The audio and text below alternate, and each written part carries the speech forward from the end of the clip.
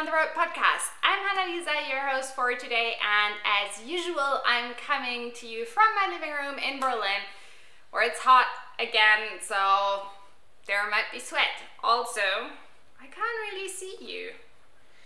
Note to self, clean your glasses before you start recording a podcast episode. Yay! So, welcome to everyone who is new to this podcast. I'm so glad that you're taking a little bit of time out of your day to spend it with me. And welcome back to all the returning viewers. I'm so glad that you are back here. This is a podcast about making, primarily knitting, and running a creative business. And I'm thinking that this episode might be short and sweet, just like the last one, because I'm still on a monogamous knitting streak. What can I say? I just really like it these days.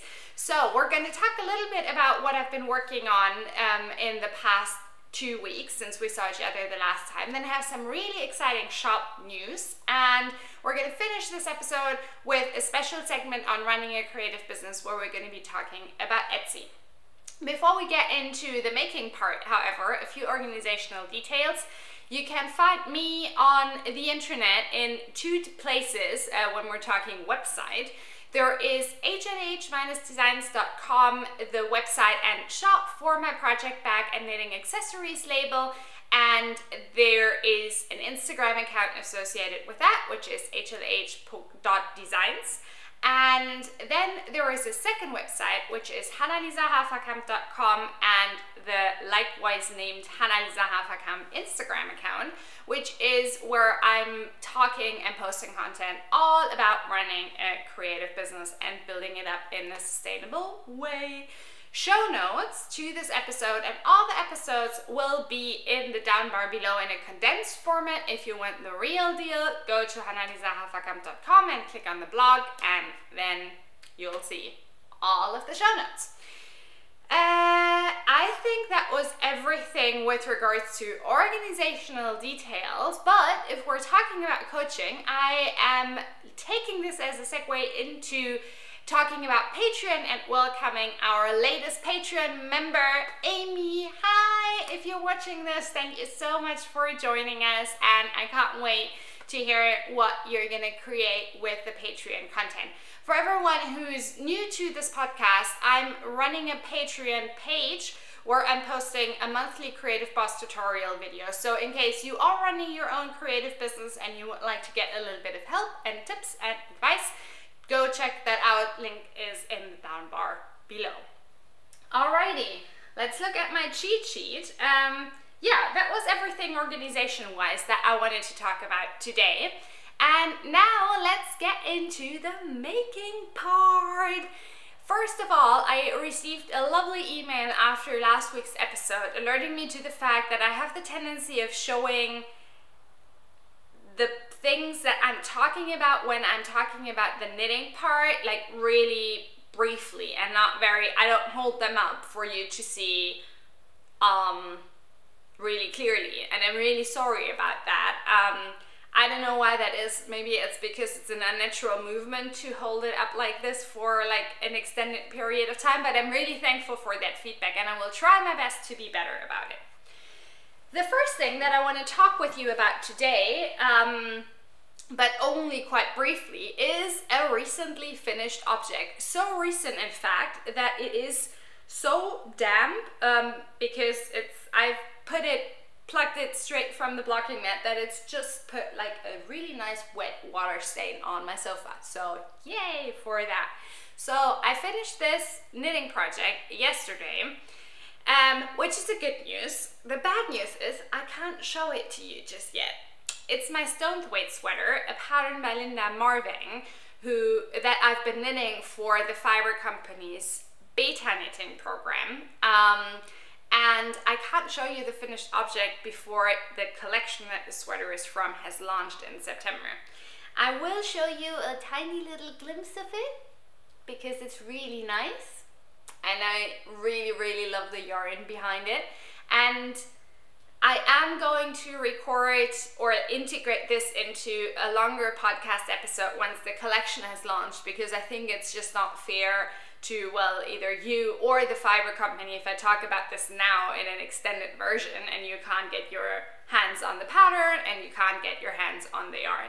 But I've really enjoyed knitting this pattern, and I can't wait to share more with you in hopefully September.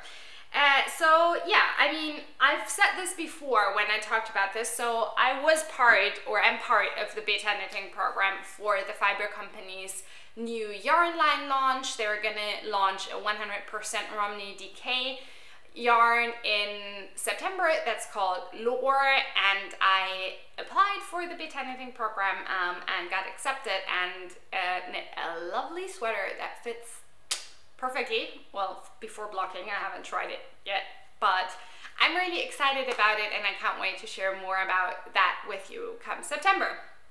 Because I was like, well, what am I going to talk about in terms of knitting then?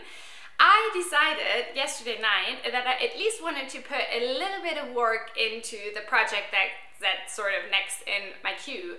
I actually have a list now of the things that I'm going to be working on monogamously, which is quite exciting. I really like it. We're going swiftly from DK weight winter sweater with tons of cables to a lightweight linen summer top. If you've been following me for a while, you might remember that I knit a Peony top last summer. The Peony top is a pattern by Verena Kors, who was formerly known as the Wool Club and is now Sustainablist. And I did the thing that you shouldn't be doing, because I participated in retestnet and then didn't finish on time. And then the project sat in my whip basket for the last 9 months, 10 months or so, which is kind of stupid because I really love the pattern. I love the look of it, and I had finished both the front and the back and only had the seaming and a bit of finishing to do. So that's what I've been doing, oopsie, for the last few days, and now this is kind of like, okay, here we go. So there's like tons of ends, but oops, my almost finished Peony top.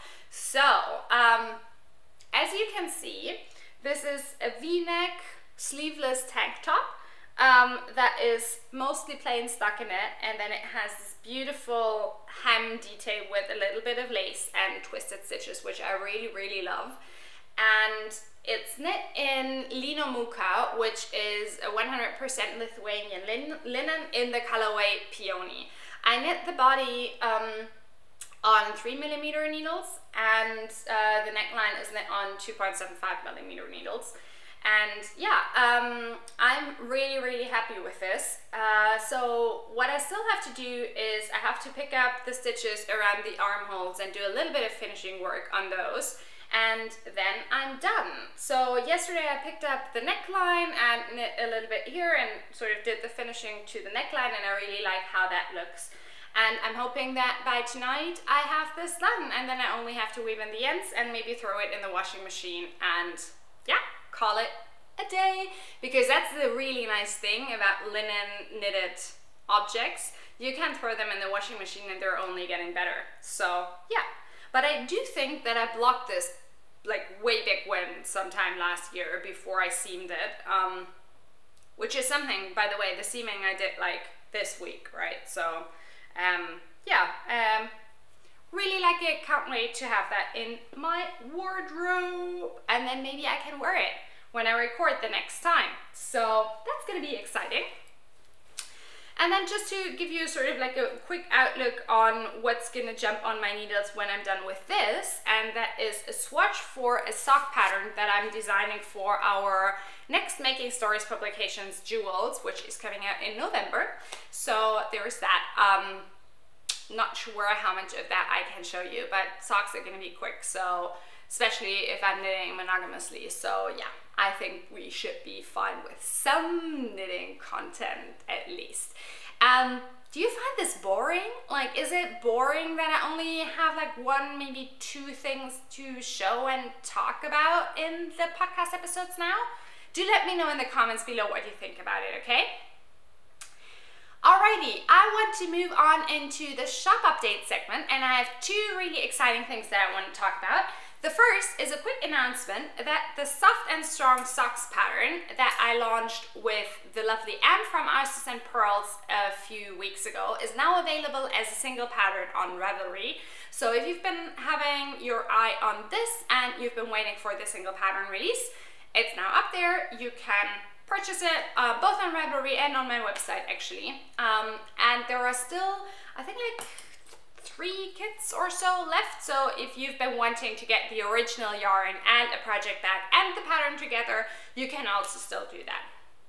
Speaking of project bag, I was so excited because today is June 26th, today's Tuesday, today is the launch day for our summer collection, and I'm really happy about this because I love the inspiration behind it, I love the colors that we chose, I love the story behind it, and just the entire lead up to the launch has felt so true to us, both in terms of the internal planning as well as how we've been talking about it online, that I'm just really happy to finally put it out there. And of course, I'm nervous as well because I just hope that you like the bags and that you buy them and that you tell me that you really like a few of the changes that we made to them. So yeah, I'm just really happy about that.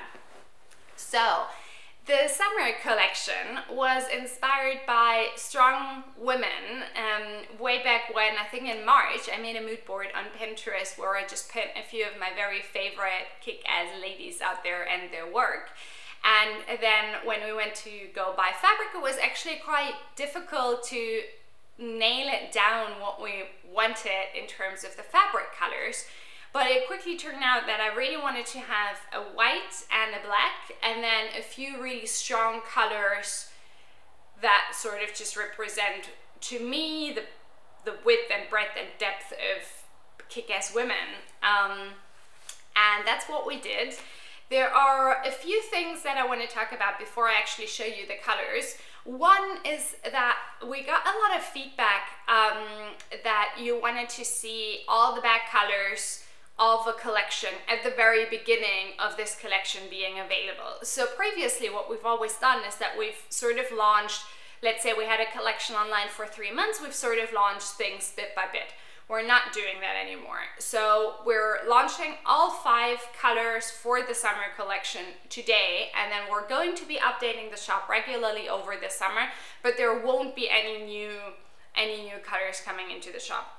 The one exception to that is our special edition printed bag, which will make an appearance sometime later this summer. So that is outside of the normal scope of the collection, and I hope you understand why we're doing it that way.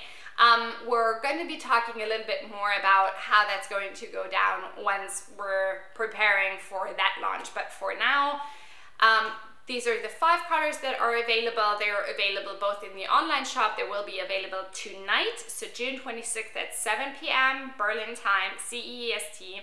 And they're also available for wholesale. So if you are a yarn shop owner and you'd like to carry our bags, do get in touch with us. There's a little sort of button at the bottom of our website where you can either send us an email or you can directly take a look at all of our wholesale conditions. Yes, so long story short, you ready for the bags? Sort of anticlimactic because I've been showing them on Instagram, but yay! So this is our Kick-Ass Women collection, and I'm really happy about them.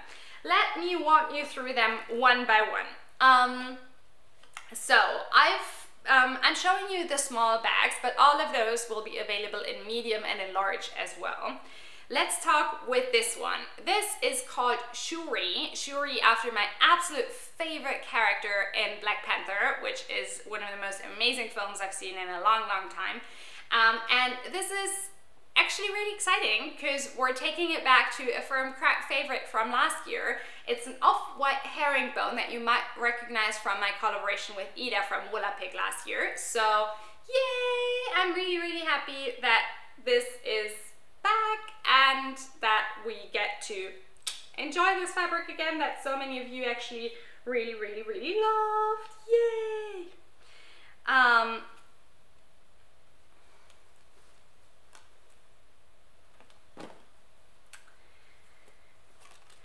Next up, this is Elizabeth, named after Elizabeth or Liz Gilbert, the author of Eat, Pray, Love, but more importantly, at least to me, Big Magic, one of the best creative books that I've read in a long time, and I just love her outlook on life and how she never gives up. And how she can see the light and create the light even in the darkest days. So this is why I decided to name this beautiful lime color after her. And I I wasn't sure about it when I first saw it in the fabric shop, but I love it now. So Elizabeth. Then we have Janelle. Janelle Monáe couldn't be anything else than pink. If you haven't listened to Dirty Computer, her newest album, you have to go and do that right now on Spotify because it's amazing. And again, this is the throwback to a fabric that we had last year. You might recognize this because I think last year it ran under raspberry backs, but it's with a twist because we actually sort of turned the fabric so that the direction of the texture goes into a different way. So this is Janelle. Then we have Emma, a strong black that won't come with all the fluff that's on here if you buy it. Named after Emma Watson, who I think is doing incredible work in her function as a UN ambassador, but also as an actress, and I just wanted to have a really strong, clear black in her as well.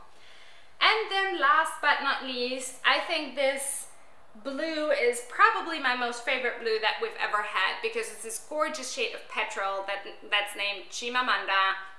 I don't think she needs an introduction. If you haven't read Why We Should All Be Feminists, go pick up a copy. It's like $5.99 on Amazon. And this is the bag that's named after her. So, all the 5 colors, they're gonna go into the shop tonight at on June 26th. Today's Tuesday at 7 p.m. Berlin time. This was kind of confusing, right? So tonight, Tuesday, June 26th, 7 p.m. CEST. Yay! Alrighty, I think this was everything about shop news. And speaking of shop, this is an excellent segue into the last part of today's podcast, which is all about running a creative business. And I just want to quickly talk about Etsy. If you have been following my creative business coaching account, you might have seen that I published a blog post last week, how to figure out what Etsy really charges you if you're an Etsy seller. And the reason why I wrote up that post is that 2 weeks ago, Etsy announced that they're increasing their seller transaction fee from 3.5% to 5%. This is, as far as I know, the first time in 13 years that they've done this. And it's been quite interesting watching the reactions, especially of smaller Etsy sellers in the community. I have to say that Etsy is at the same time also launching sort of like a subscription model where I'm assuming you will pay a certain fixed fee per month to Etsy and then a lower transaction fee, but I actually don't know a lot more about that. If you have been following me since March, you will know that I moved in March away from Etsy to our own website, hlh-designs.com, and I just wanted to quickly talk a little bit about why, if you are running your own Etsy shop, you might want to look into how expensive it is for you and what some options for you are. From my perspective, when I first did the maths about how much Etsy was actually costing me, I was shocked. I was really shocked. So when I added up the transaction fee that I was paying to Etsy, the listing fee that I was paying to Etsy, plus the payment processing fees that I was paying to Etsy and their payment processors, I figured out that I paid more than 10% of my monthly revenue just in terms of those fees. I've broken down how exactly these 4 different fees that you're paying are calculated and where you can find them in your Etsy account in said blog post. So I'm not going to go into detail right now, but I was really astonished at how much overall cost my Etsy shop actually produced. And it's been quite interesting getting into conversations with other makers online ever since I posted about that blog post, because people have started to actually do the maths, and people really pay between 10 and 15% of their revenue to Etsy every single month, and most of them are not aware of it. And that is also one of the reasons why I wrote that blog post, because I just want people to make an educated decision about whether or not to stay with Etsy. I'm not saying that you have to drop everything and go create your own website right now, but I want every single business owner to be empowered to make that decision. And I think having a good understanding of the cost side of your business is crucial to that. So if you take anything away from this video today, is that do the maths of looking at your Etsy shop and tallying up how much you actually pay for them, and then ask yourself, is that really worth it? Part of that question of asking yourself if that is worth it is comparing how much you pay for Etsy to a different provider like Squarespace or Shopify. But part of it is also, or it was at least for me, the question of, does it actually feel fair what I'm paying? I don't mind paying even like a premium for either a product that is really good or a company that I want to support.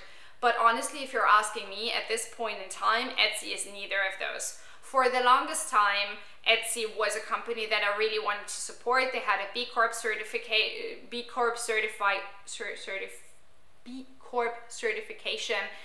or were registered as a B Corp. They did lots of really good things for the makers community. They weren't one of these exchangeable, gigantic capitalist companies, at least it didn't feel like that. And ever since their leadership changed about a year ago, it's felt like a completely different company that, understandably from an economic point of view, is focusing on the returns that they can give their shareholders to their shares. But that also means that they made a lot of decisions and a lot of communication errors that I think were to the detriment of the makers and small business owner community. And so for me, it's just not a company that I want to support anymore. The other part about being willing to pay a premium price for a premium product also, honestly, at this point in time, doesn't hold true for me anymore. I never relied on Etsy driving any traffic to my web shop, to my Etsy shop when I was still running it. Most of the traffic, about 95%, was actually coming directly through Instagram or my newsletters. And I also didn't find it, I found it easy to set up, but it was just too clunky for me in the long term, and it didn't provide enough ways for me to really talk about our products the way that I wanted to talk about, the way that I wanted to share the information about our suppliers, the way that I wanted people to be mindful about buying our products, to actually have all the information that I wanted them to have when they made a purchasing decision, and Etsy just didn't allow for that. So those were, going beyond the financial reasons, some of the reasons why I decided to move off Etsy, and I'm really happy that I did. Yeah, as I said, if you're an Etsy seller, ask yourself, do you know how much you actually pay to Etsy? If you don't know that, go check out the blog post again. Link will be in the down bar below. Spend a few minutes just going through your account and doing the maths, and then maybe making the decision of moving away from Etsy. But just being really well informed about what it actually means to stay with Etsy, especially in the light of the recent price increase. So I hope you enjoyed this short and sweet little video, and do remember to log online tonight at 7 p.m. Berlin time to get your hands on some of these beauties.